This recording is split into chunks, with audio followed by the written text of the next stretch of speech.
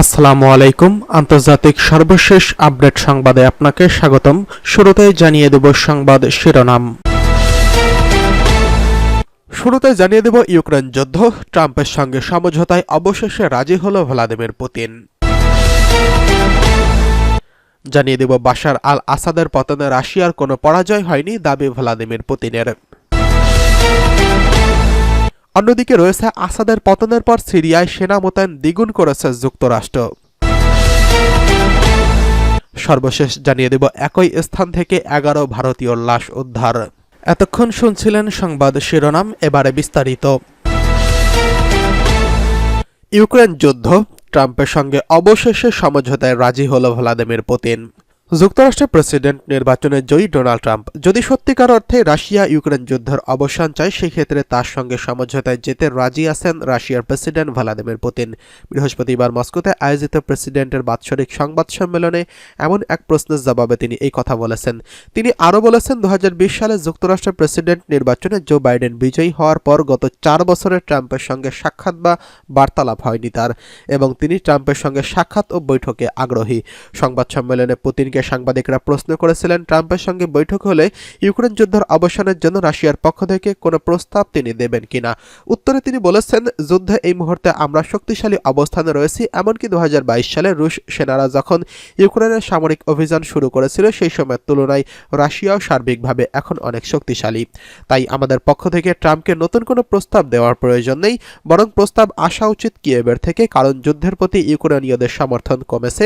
আমার ধারণা শিগগিরই এমন সময় আসবে যখন ইউক্রেনে আরো একজন মানুষকে যুদ্ধ সমর্থন করবে না। তো আমি এটুকু বলতে পারি যে রাশিয়া আলোচনা ও সমঝোতায় প্রস্তুত। এখন প্রশ্ন হলো, অন্য পক্ষ ইউক্রেন কি আলোচনা ও সমঝোতার জন্য প্রস্তুত কিনা। সংবাদ সম্মেলনে পুতিন জানিয়েছেন, ইউক্রেনের সাথে শান্তি সংলাপ শুরুর ক্ষেত্রে মাত্র একটি পূর্বশর্ত রাখতে চায় রাশিয়া, আর তা হলো দেশটির বৈধ ও নির্বাচিত সরকারের প্রতিনিধিদের সঙ্গে কেবল বৈঠকে বসবে রুশ প্রতিনিধি দল। ইউক্রেন যদি সত্যিই শান্তিপূর্ণভাবে যুদ্ধের অবসান চায়, সেক্ষেত্রে আমি বলবো যে রুশ প্রতিনিধিরা কেবল ইউক্রেনের নির্বাচিত ও বৈধ সরকারের প্রতিনিধিদের সঙ্গে আলোচনায় বসবে।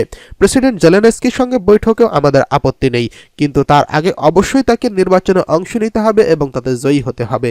প্রসঙ্গত, ইউক্রেনের ক্ষমতাসীন প্রেসিডেন্ট ভ্লাদিমির জেলেনস্কির মেয়াদ শেষ হয়েছে 2022 সালে, কিন্তু একাধিকবার সামরিক শাসন ডিক্রি জারির মাধ্যমে এখনও ক্ষমতায় আছেন তিনি। এ প্রসঙ্গে জেলেনস্কির বক্তব্য, যুদ্ধ শেষ হওয়ার আগ পর্যন্ত কোনো নির্বাচন নয়।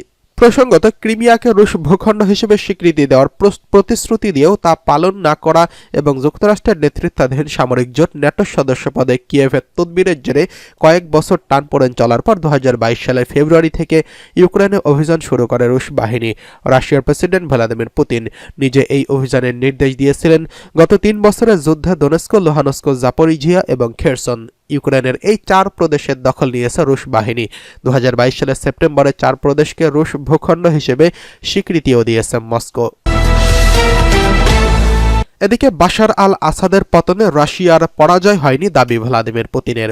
সিরিয়া 2 যুগ ধরে ক্ষমতায় আঁকড়ে ধরে রেখেছিল বাশার আল আসাদ। এর মধ্যে প্রায় শেষ 1 দশক গৃহযুদ্ধের মধ্যেও তাকে ক্ষমতায় টিকিয়ে রাখতে বড় ভূমিকা পালন করছে রাশিয়া। সিরিয়ায় আসাদের পতনে রাশিয়ার পরাজয় হয়নি বলে মন্তব্য করেছেন দেশটির প্রেসিডেন্ট ভ্লাদিমির পুতিন।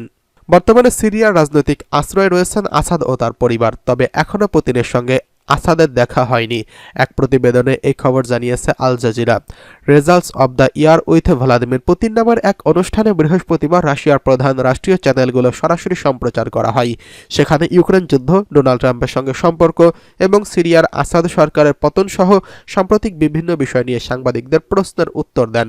সিরিয়ার আসাদ সরকারের পতনের নিয়ে প্রশ্ন করা হলে পুতিন বলেন, এটা ক্রেমলিনের জন্য কোনো পরাজয় নয়। রাশিয়া বাশারের সরকারকে দীর্ঘদিন ধরে ক্ষমতায় সহায়তা দিয়ে আসছে, তবে রুশ প্রেসিডেন্ট সিরিয়ার পরাজয়ের কথা স্বীকার না করলেও সেখানে পরিস্থিতি জটিল বলে মেনে নিয়েছেন। পুতিন বলেন, সিরিয়ায় ক্ষমতাচ্যুত নেতার সঙ্গে তিনি এখনও কথা বলেননি। বাশার বিদ্রোহীদের দামেস্কের অভিযানের মুখে সিরিয়া থেকে পালিয়ে বর্তমানে মস্কোয় অবস্থান নিয়েছেন। পুতিন বলেন, তিনি শিগগিরই বাশারের সঙ্গে কথা বলবেন। পুতিন আরও বলেন, তিনি সিরিয়ার নতুন শাসকদের সঙ্গে সেখানে 2টি কৌশলগত গুরুত্বপূর্ণ সামরিক ঘাঁটি রাখার বিষয়ে আলোচনা করেছেন। মস্কো ওই 2 ঘাঁটি মানবিক উদ্দেশ্যে ব্যবহার করার কথা বিবেচনা করবে বলেও জানিয়েছেন তিনি। 1971 সাল থেকে 2000 সাল পর্যন্ত সিরিয়ায় ক্ষমতায় ছিল বাশারের বাবা হাফিজ আল আসাদ। বাবার মৃত্যুর পর ক্ষমতার মসনদে বসে বাশার প্রথমে সংস্কারের পথ ধরে এগোলেও পরে বাবার মতোই কর্তৃত্ববাদী শাসকে পরিণত হয়। মানবাধিকার লঙ্ঘন, বিরোধীদের উপর কঠোর নিপীড়ন সহ নানা অভিযোগ ওঠে তার বিরুদ্ধে। এদিকে আসাদের পতনের পর সিরিয়ার সেনা মোতায়েন দ্বিগুণ করেছে যুক্তরাষ্ট্র। সিরিয়ার বিদ্রোহী বাহিনী মাত্র 2 সপ্তাহেরও কম সময়ের মধ্যে রাজধানী সহ সিরিয়ার প্রধান শহরগুলো দখল করে প্রেসিডেন্ট বাশার আল আসাদের স্বৈরাচার শাসনের অবসান ঘটিয়েছেন। এই বাহিনীর নেতৃত্বে ছিল হায়াত তাহারি আল শাম HTS। Syria Islamic state IS যে অবশিষ্ট অংশ আছে তার সম্ভাব্য ক্ষমতা শূন্যতাকে কাজে লাগানোর চেষ্টা করছে এমন ইঙ্গিত দেখা যাচ্ছে। এমত অবস্থায় ইসলামিক স্টেট গ্রুপের বিরুদ্ধে লড়াই করার জন্য সিরিয়ার বাহিনী সংখ্যা দ্বিগুণেরও বেশি করছে মার্কিন যুক্তরাষ্ট্র। নাটকীয়ভাবে সেনা সদস্য বৃদ্ধির বিষয়টি পেন্টাগন বিষয়টি অস্বীকার করেছেন। স্বীকার করেছেন। শুক্রবার আজ এক প্রতিবেদনে এই খবর জানিয়েছে টাইমস অফ ইসরায়েল। মার্কিন যুক্তরাষ্ট্র কয়েক বছর ধরে বলেছিল সিরিয়ায় তাদের প্রায় 900 সেনা রয়েছে, কিন্তু পেন্টাগনের প্রেস সেক্রেটারি মেজর জেনারেল প্যাট রাইডার স্বীকার করেছেন সেখানে প্রায় 2000 সৈন্য রয়েছেন। 8 ডিসেম্বর সিরিয়ার প্রেসিডেন্ট বাশার আল আসাদের ক্ষমতাচ্যুত হওয়ার প্রেক্ষিতে পেন্টাগনকে সিরিয়ার মার্কিন উপস্থিতি সম্পর্কে বারবার জিজ্ঞাসা করা হয়েছিল, কিন্তু সেনা সদস্য বৃদ্ধির বিষয়টি তারা প্রকাশ করেননি এবং পরিবর্তে 900 সেনার কথা এতদিন জানিয়ে এসেছে। পেন্টাগনের প্রেস কনফারেন্স রাইডার বলেছেন অতিরিক্ত বাহিনী সিরিয়ায় কয়েক মাস ধরে অবস্থান করছেন। রাইডার বলেছেন তিনি কেবলমাত্র নতুন সেনা বৃদ্ধি সম্পর্কে জেনেছেন এবং এই বৃদ্ধি আসাদকে ক্ষমতাচ্যুত করা বা IS এর বিরুদ্ধে আক্রমণ বৃদ্ধির সাথে সম্পর্কিত নয়। রাইডার কূটনৈতিক বিবেচনা এবং সংবেদনশীলতার উপর গোপনীয়তার দায়ী করেছেন, তবে আরও সুনির্দিষ্ট তথ্য দিতে অস্বীকার করেছেন। সিরিয়ায় মার্কিন বাহিনীর চলমান উপস্থিতি এবং তাদের একটি নির্দিষ্ট স্তরে রাখার প্রয়োজনীয়তা নিয়ে আমেরিকা ও সিরিয়ার প্রতিবেশী তুরস্ক ও ইরাকের মধ্যে দীর্ঘদিন ধরে বিরোধ রয়েছে। নতুন মার্কিন প্রেসিডেন্ট নির্বাচনে ডোনাল্ড ট্রাম্প অবশ্য বলেছেন তিনি মার্কিন বাহিনীকে সিরিয়ায় আরও জড়িয়ে যাওয়া থেকে সমর্থন করে না। এদিকে একই স্থান থেকে 11 ভারতীয় লাশ উদ্ধার। ককেশাস পর্বতমালার দক্ষিণ শহর জর্জিয়ার গোদাওরি স্কির জন্য বিখ্যাত। সেই রিসোর্টের একটি ইন্ডিয়ান খাবার রেস্টুরেন্টে কাজ করতেন কিছু ভারতীয়। সেই রিসোর্ট থেকে 11 জন ভারতীয় লাশ উদ্ধার করা হয়েছে। সেখান থেকে জর্জিয়ার এক নাগরিকের লাশও পাওয়া গেছে। লাশ উদ্ধারের ঘটনায় জর্জিয়ান পুলিশ তদন্ত শুরু করেছেন। জর্জিয়ার সংবাদ মাধ্যম জানিয়েছে রাজধানী টিবিলিসিতে অবস্থিত ভারতীয় দূতাবাস ইতোমধ্যে বিবৃতি দিয়ে গভীরভাবে শোক ব্যক্ত করেছেন।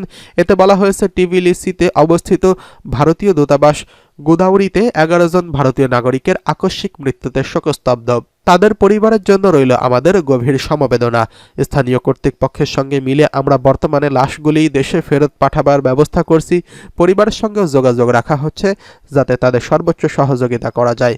এদিকে জর্জিয়ার স্বরাষ্ট্র মন্ত্রণালয় এক বিবৃতি দিয়েছে। এতে বলা হয়েছে রেস্টুরেন্টের 3য় তলায় একটি ডরমিটরিতে লাশ পাওয়া যায়। তাদের দেহে কোনো আঘাতের চিহ্ন ছিল না। পাশে আরেকটি ঘরে একটি জেনারেটর চলছিল বলে জানিয়েছে পুলিশ। কী কারণে তাদের মৃত্যু হয়েছে পুলিশ এখনও নিশ্চিত করে বলতে না পারলেও রেস্টুরেন্টের কর্মচারীরা জেনারেটর থেকে বেরোনো কার্বন মনোক্সাইডের ধোঁয়ার কারণে প্রাণ গেছে তাদের বলে জানিয়েছেন।